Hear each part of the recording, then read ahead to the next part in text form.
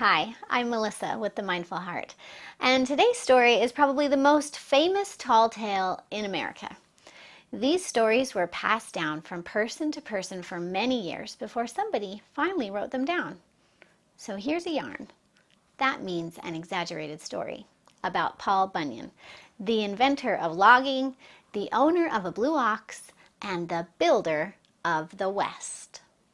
Paul Bunyan was a powerful giant, 7 feet tall with a stride of 7 feet. And as a baby, he was so huge that he destroyed his parents' house and the forest all around it just by rolling around. So they built him a floating wooden cradle and they put it out to sea. But every time he rolled over, a huge wave washed over the town and threatened to destroy it. So they moved him to a cave and they left him to raise himself. There he grew up to be a big, strong man of the woods. One winter, there was a blizzard that dumped a few feet of sapphire blue snow. It was a strange sight, but Paul thought it was pretty, and he was out admiring the transformation of the woods that had been covered in blue fluff. He saw 2 ears sticking up out of a snowbank. So he dug out the ears, and he found them attached to a head, and then the body of a baby ox calf that was now dyed blue because of the snow. Not finding Babe's mother nearby, Paul took him home and warmed him up and nursed him back to health. He grew and grew and grew until he was very unusually big and strong, much like Paul. Paul soon discovered that Babe could pull anything. This ox had the strength of 9 horses and weighed 10,000 pounds. It measured 7 axe handles between the eyes, and its horns were of an immense size. Paul decided his life work would be in logging, and Babe would help. Paul would chop down the trees, and Babe transported them overland to sell. He became famous throughout the lumbering districts for his great physical strength. He invented the logging business. He was adept at cutting down trees and turning them into lumber for building towns and houses.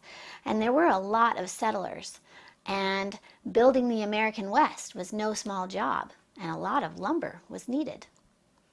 But no undertaking was too great for Paul. His first logging camp was set up on the Big Onion River.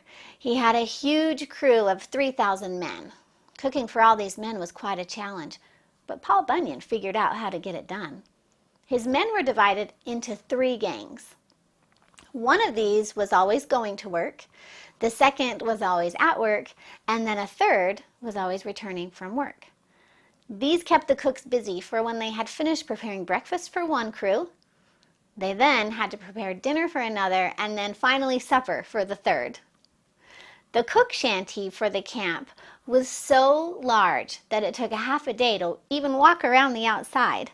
And 3 40-acre lots of trees had to be cleared every week to keep up the fire in the big cook stove, which, by the way, was so big a man couldn't throw a stone from one side to the other, and an entire cord of wood was needed to start a blaze.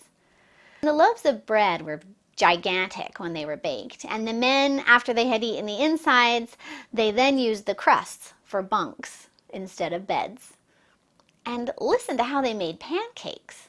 First, the cook would strap slices of pork on the feet of his assistants, and then he told them to skate over the top of the stove to grease it. And then the cook would follow on roller skates, pouring out the pancake batter that was mixed in a cement mixer as he went. After him came another assistant on roller skates who would flip the pancakes, and then another who followed, and he was tossing the finished pancakes into baskets that were carried by more helpers, and they rode down the mile-long table, tossing pancakes onto the men's plates. If Paul Bunyan did not invent geography, he sure created a lot of it. The Great Lakes were first constructed to provide a water hole for Babe and the blue ox. In the winter that Paul Bunyan logged off North Dakota, he hauled water for his ice roads, which helped him move the logs, but he hauled the water from the Great Lakes. One day when Babe was hitched to one of the old water tanks and was making his early morning trip, The tank sprung a leak when they were halfway across Minnesota. Paul saved himself from drowning by climbing up Babe's tail, but all efforts to patch up the tank were in vain, so the old tank was abandoned and replaced by one of the new ones. And that was the beginning of the Mississippi River. And the truth of this is established by the fact that the old Mississippi is still flowing. He carved the Columbia Gorge when he split the Cascade Mountains in two so that he could drain the lake on the other side because he wanted to catch a big fish. At the same time, he made Crater Lake when he pulled out the stake that was holding back the Cascade Mountains, and the hole that made filled up with water.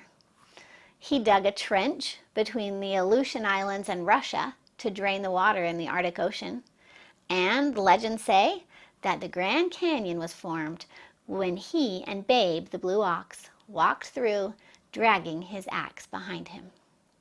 Now, imagine you're a logger and you're sitting down to a pancake breakfast while the old-time logger next to you tells you this poem.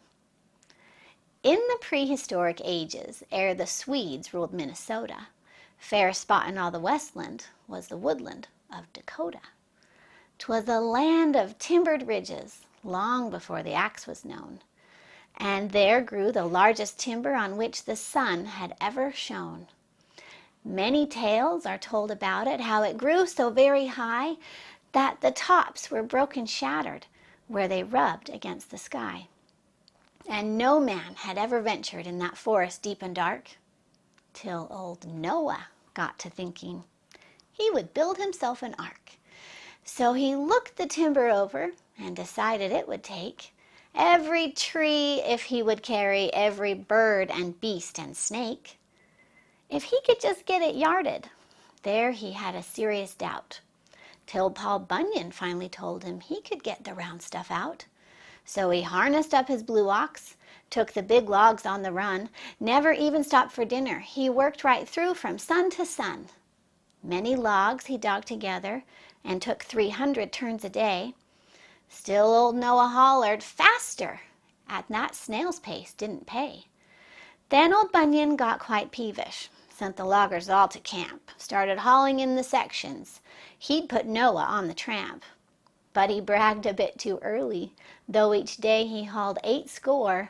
Noah cleared them off by noontime and sat down and yelled for more. Paul got madder than a logger, cussed and jumped upon his hat. Noah was a derned slave driver. The contract didn't call for that. But old Noah only teased him, called his ox a lazy slob. Then to keep Paul Bunyan working, he put a bonus on the job. Next, Paul hooked up a township and the ox pulled with a will. But the cable only parted when it caught upon a hill. Broken 27 pieces, the blue ox sure had the power. Then Paul set his splicing record, 26 within an hour. But he never got discouraged. He would still show that Noah, a true logger, always finished anything he started at. So he hooked onto the ridges, pulled them all into the mill. Then they say a real hard labor Noah finally got his fill. Thus the task was finally finished, nor was that the only gain. Naught was left in the Dakotas, but a large and level plain, save in just 2 places only, where the logging had begun and where all the refuse ridges were left drying in the sun. The first is called the Black Hills District. There the ancient land still stands, and the pile of broken ridges is Dakota's famed Badlands. Well, what do you think? Do you believe these tall tales? Join me next time for another adventure story. I'm Melissa George, and this is The Mindful Heart.